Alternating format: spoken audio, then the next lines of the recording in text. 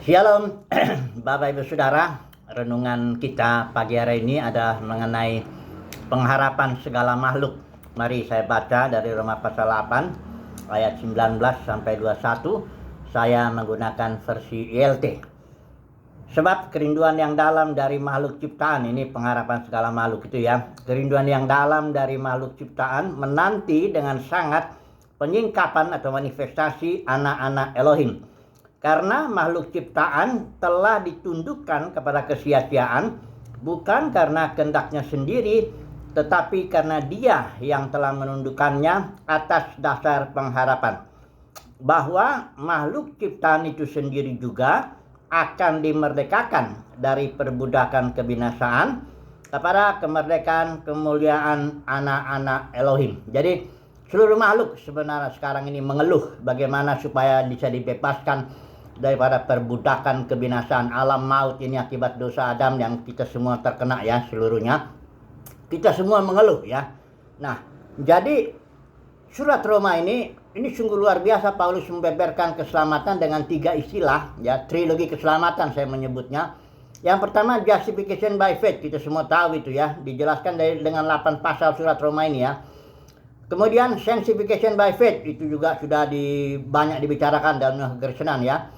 Kemudian yang ini nih, glorification by faith, pemuliaan oleh iman. Ini yang jarang, hampir tidak pernah kedengaran di mimbar-mimbar minggu ini. Padahal isu ini puncaknya keselamatan itu, yaitu bahwa ketika kedatangan Tuhan Yesus, biasa disebut kedua kali, maka buah sulung orang-orang Kristen yang sudah matang lebih dulu, itu akan ditampilkan penebusan tubuh. Kalau kita 2:3 ini dikatakan adopsi sebagai anak, yaitu penebusan tubuh kita, di mana tubuh kita diganti dengan tubuh kemuliaan dan kita ditampilkan di muka bumi ini untuk memerintah bersama dengan Tuhan Yesus sebagai imam-imam dan raja-raja. Untuk apa?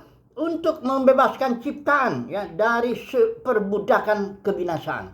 Ini seluruh kerinduan segala makhluk. Segala makhluk ini, bahkan kita sendiri yang punya buah sulung roh, kita juga mengeluh ya. Menantikan saatnya ini, kapan ini Tuhan Yesus datang. Datanglah kerajaanmu Tuhan ya, ditegakkanlah di bumi ini ya. Karena kalau kita melihat kan dunia ini memang sudah dinubuatkan akan makin rusak ya.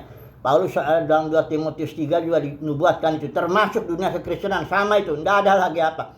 Ada orang banyak bilang, oh nanti akan terjadi pertobatan besar-besaran tuayan akhir zaman. Nggak ada itu bukan program Tuhan itu. Itu cuma program yang nyenang-nyenangin telinga aja loh, supaya gedung-gedung denominasi penuh dengan jiwa-jiwa. Tidak begitu.